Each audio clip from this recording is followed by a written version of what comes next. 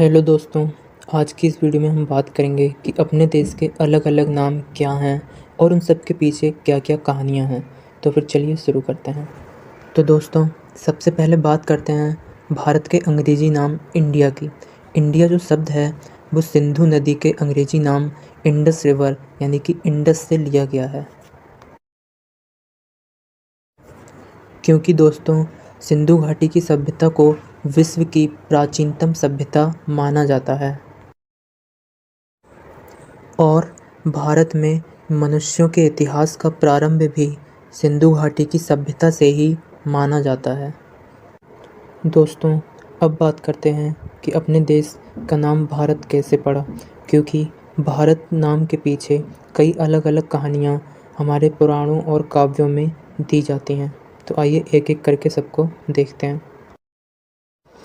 अनेक पुराणों के अनुसार यह माना जाता है कि भगवान ऋषभ देव के प्रथम पुत्र भरत चक्रवर्ती के नाम पर अपने देश का नाम भारतवर्ष पड़ा था।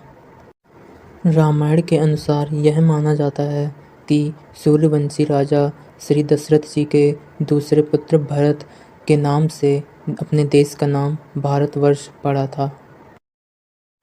महाभारत के अनुसार यह माना जाता है कि राजा दुष्यंत तथा रानी शकुंतला के पुत्र भरत, जो कि बाद में भरत चक्रवर्ती के नाम से प्रसिद्ध हुए और हस्तिनापुर के राजा बने।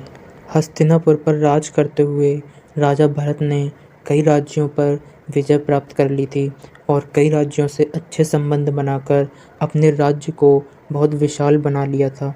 इसी कारण यह माना जाता है कि राजा भरत के नाम पर ही अपने देश का नाम भारतवर्ष पड़ा है।